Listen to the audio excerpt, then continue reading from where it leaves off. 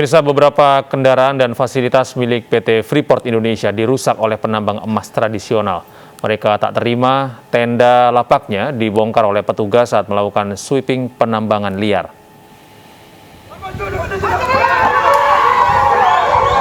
Inilah rekaman video amatir saat pengerusakan fasilitas PT Freeport dirusak oleh sejumlah warga. Warga yang juga pendulang emas tradisional melakukan pengerusakan karena tak terima tenda lapaknya dibongkar oleh petugas saat melakukan sweeping.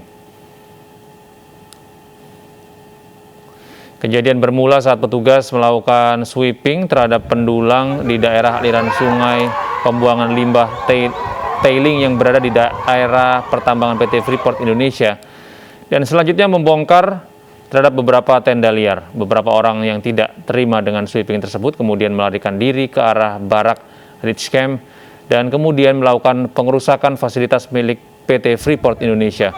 Beberapa warga membakar ban bekas di poros jalan distrik Tembagapura sebagai bentuk protes. Hingga kini petugas terus bernegosiasi dengan oknum warga non-karyawan yang juga sering menambang emas secara tradisional.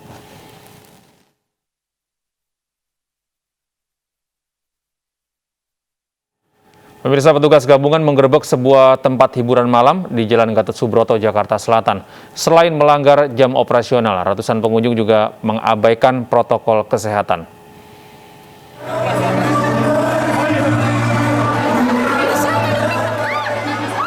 Tempat hiburan malam di Jalan Gatot Subroto, Tebet, Jakarta Selatan ini digerebek petugas dalam operasi gabungan protokol kesehatan Polda Metro Jaya dan Satpol PP Pemprov DKI Jakarta.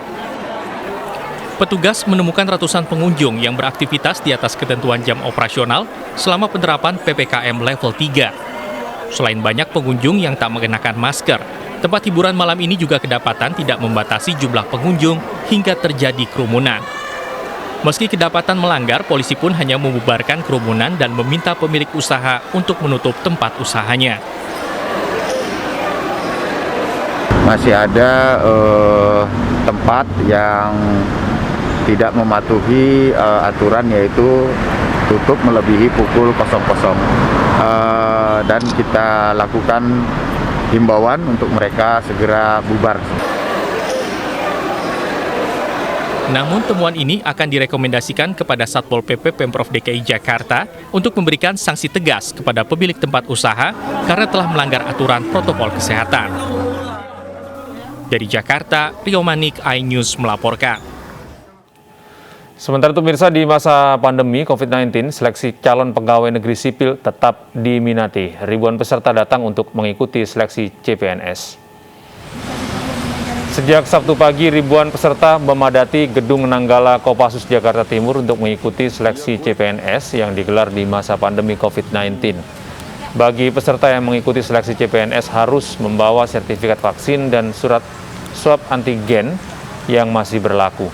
Meski diikuti ribuan peserta, seleksi tes CPNS digelar dengan protokol kesehatan agar tidak menimbulkan kerumunan. Dari 4,6 juta peserta yang mendaftar, peserta yang lolos ditempatkan di 19 jabatan, baik sebagai PNS dan maupun PPPK.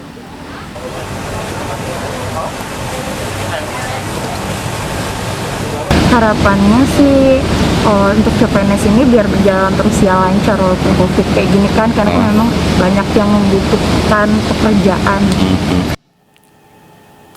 Berhadapan dengan pandemi, karena itu mitigasi resiko mesti kita lakukan dengan baik. Anak-anak ini diberikan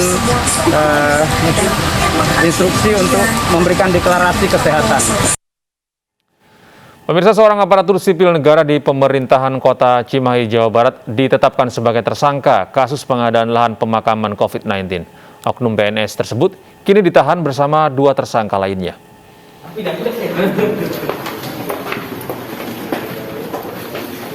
Usai diperiksa secara maraton di Kejaksaan Negeri Cimahi, Jawa Barat, 3 tersangka korupsi pengadaan lahan makam COVID-19 dibawa ke rumah tahanan. Ketiganya ditahan untuk kepentingan penyidikan. Ketiga tersangka adalah oknum aparatur sipil negara di lingkungan Pemkot Cimahi berinisial AK, kemudian AJ yang merupakan pensiunan ASN, dan seorang dari pihak swasta yaitu YT. Setelah penyidikan, kami menemukan beberapa fakta. Yang pertama, tersangka AJ dan tersangka AK, yaitu dari ASN, dia selaku penanggung jawab tim pelaksana teknis kegiatan pengadaan tanah. Para ASN ini yang menjabat dari saudara AJ ini selaku sekretaris dinas di DPKP pada saat pengadaan ini terjadi. Sekarang yang bersangkutan sudah pensiun, dan saudara AK selaku penanggung jawab juga, dia masih ASN di Pemkot Cimahi. Kasus ini bermula saat Pemkot Cimahi melakukan pengadaan tanah seluas 791 meter persegi untuk lahan pemakaman COVID-19 pada tahun 2020. Namun ternyata terdapat kejanggalan dalam kegiatan jual beli lahan. Lahan yang dibeli merupakan lahan milik Pemkot Cimahi. Kerugian negara dalam kasus ini mencapai 569 juta rupiah. Dari Cimahi, Jawa Barat, Yuwono, iNews melaporkan. Pemirsa, sudah hampir 2 bulan objek wisata ikonik Kota Semarang, Museum Lawang Sewu dibuka untuk umum. Tetapi sejak dibuka hingga saat ini, lebih dari 7.000 pengunjung ditolak masuk karena tidak bisa menunjukkan bukti telah vaksinasi.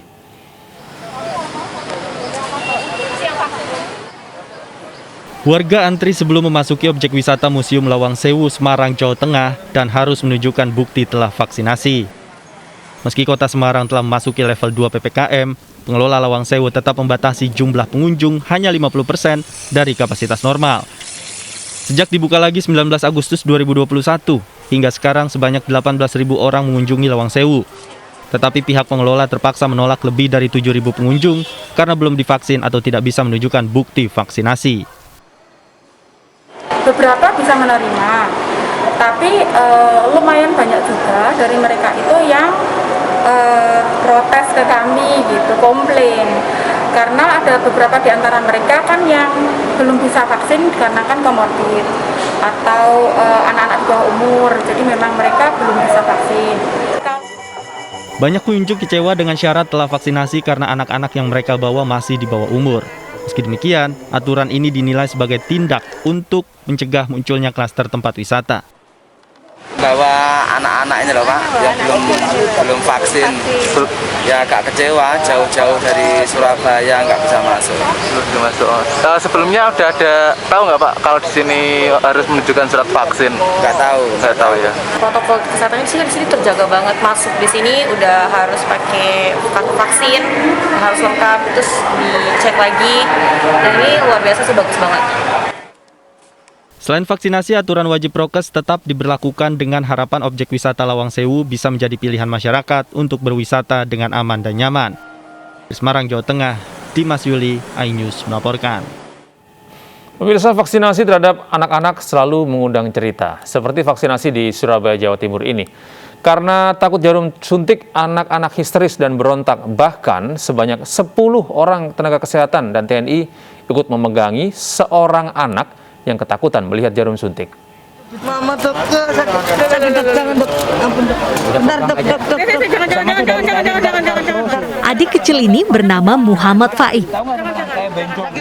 Sama dengan teman-temannya, dia juga takut jarum suntik. Faik menangis histeris dan berontak saat akan disuntik vaksin.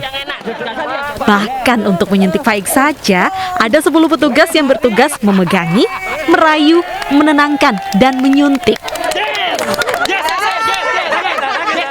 Wah, heboh sekali ya. Tadi kenapa kau takut suntik deh? Takut jarum. Takut Takut sakit. Tadi gimana? Sakit kita apa enggak? Enggak. Perasaan saja. Takut jarum memang. Takut jarum ya? Iya. Sudah dari kecil atau gimana Pak? Sudah dari kecil. Tadi gimana? Disusah nggak tadi suntiknya? Susah ya? Dipegang orang banyak tadi. Dalam serbuan vaksinasi di lapangan Tor Surabaya, Jawa Timur, pemerintah kota menyediakan sebanyak 20.000 vaksin dengan sasaran anak-anak, lansia, dan kaum difabel. Vaksinasi untuk wilayah aglomerasi yakni Surabaya, Sidoarjo, Gresik, dan Bangkalan dipercepat agar segera tercipta kekebalan kelompok. Dari Surabaya, Jawa Timur, Rahmat Ilyasan, iNews melaporkan. Pemirsa, diaspora Indonesia di Singapura pada Jumat lalu menyumbangkan 1 unit mobil ambulans kepada Palang Merah Indonesia. Bantuan diberikan terkait pandemi COVID-19.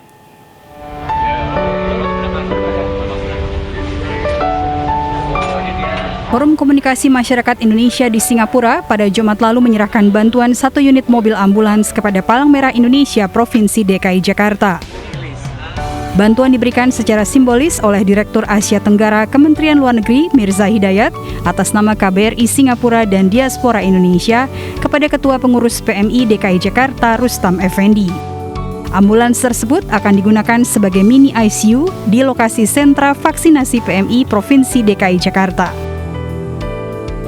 Mini ICU yang bisa kita gunakan. Jadi bila mana ya seseorang menurut penanganan darurat, ya kita bisa laksanakan di ambulans ini sebelum nanti diantar ke rumah sakit. Dan kru kami di Jakarta siap untuk itu melaksanakan penanganan pertama bagi masyarakat, penanganan orang yang sesak ataupun jantung, serangan jantung bisa dilakukan di ICU, mini ICU sebelum dibawa ke rumah sakit. Sekali lagi bersama PMI Provinsi Jakarta, kami mengucapkan terima kasih dan penghargaan yang luar biasa kepada kawan-kawan diaspora Singapura, para bapak-bapak yang berada di luar negeri dan juga. Acara serah terima bantuan tersebut dihadiri secara virtual oleh Ketua Umum PMI Pusat Yusuf Kala dan Duta Besar Indonesia untuk Singapura Suryo Pratomo. Dompet peduli dari diaspora Singapura selama 2 bulan mencapai $327.000 Singapura atau sekitar 3,4 miliar rupiah. Sementara bantuan perusahaan mencapai $1 juta Singapura atau sekitar 1,04 triliun rupiah. Dana tersebut digunakan untuk membeli 12 unit generator oksigen dan 1 unit ambulans. Ya pemirsa, 16 Oktober pada setiap tahun diperingati sebagai Hari Pangan Sedunia.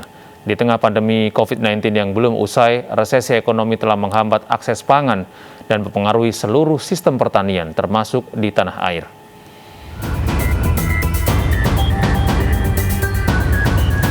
Pandemi COVID-19 yang masih melanda dunia mendorong Badan Pangan dan Pertanian PBB atau FAO mengangkat tema Tindakan Kita, Masa Depan Kita untuk produksi, gizi, lingkungan, dan kehidupan yang lebih baik pada peringatan Hari Pangan Sedunia 16 Oktober. FAO menyoroti pentingnya sistem pertanian pangan berkelanjutan untuk membangun dunia yang lebih tangguh dalam menghadapi masa depan. This year's World Food Day found us at a critical moment. The COVID-19 pandemic remains a global challenge causing untold losses and hardship. The impacts of the climate crisis are all around us. The lives and livelihoods of millions of people have been thrown into turmoil. With a widespread suffering due to the many natural disasters and humanitarian emergencies, global food insecurity has not been this severe for years. Saat ini sebanyak 811 juta orang kekurangan gizi dan sebaliknya 2 miliar orang dewasa kelebihan berat badan atau obesitas akibat pola makan dan gaya hidup yang tidak sehat. Di Indonesia tidak hanya orang dewasa, obesitas pada anak juga meningkat. Sedangkan 27,67% anak di Indonesia di bawah usia 5 tahun mengalami stunting atau terlalu pendek untuk usia mereka. Angka stunting ini cukup tinggi jika dibandingkan dengan angka rata-rata di kawasan Asia.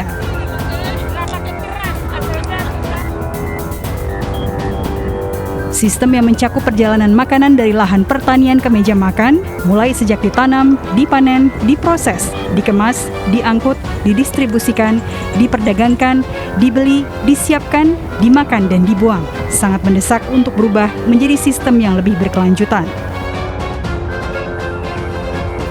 FAO mendesak para pemimpin memperbaiki sistem pertanian pangan yang berjasa mempekerjakan 1 miliar orang di seluruh dunia, lebih banyak dari sektor ekonomi lainnya.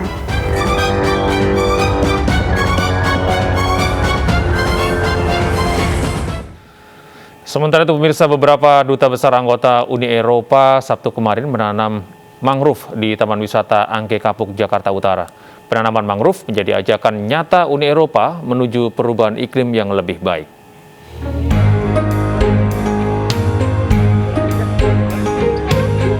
Penutupan Pekan Diplomasi Perubahan Iklim 2021 berlangsung di Taman Wisata Mangrove, Jakarta Utara dengan mengusung tema Ambisi dan Aksi. Pada acara ini, Duta Besar Uni Eropa untuk Indonesia, Vincent Piquet, menanam sejumlah pohon mangrove. Selain piket, penanaman mangrove juga dihadiri sejumlah duta besar anggota Uni Eropa, di antaranya Duta Besar Jerman Ina Lepel, Duta Besar Belanda Lambert Grins, dan Duta Besar Uni Eropa untuk ASEAN Igor Drismans. This is the last activity in the EU Climate Diplomacy Week 2021. We had 5 days of discussion, debates and dialogue, but today it's about action. It's about planting some mangrove, making a symbolic contribution from the EU to the campaign of the government for the planting of mangrove. Why is that important? Mangrove is a very important storage of carbon, and carbon, as you know, it causes global warming. So if we plant mangrove, we help stop global warming. Saat disinggung mengenai target pengurangan emisi, Duta Besar Piket menjelaskan posisi Indonesia saat ini berada di peringkat 8 dari daftar negara yang berhasil mengurangi emisi gas rumah kaca di dunia. We are looking to Indonesia right now for setting very ambitious targets for the international meeting that starts in Glasgow next month to discuss cutting greenhouse gas emissions.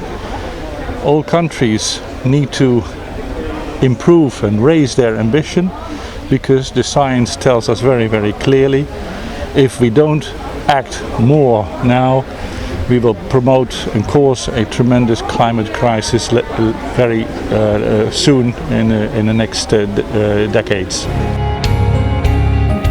Dari Jakarta, Esra Ambarita, Eri Nugraha, iNews melaporkan.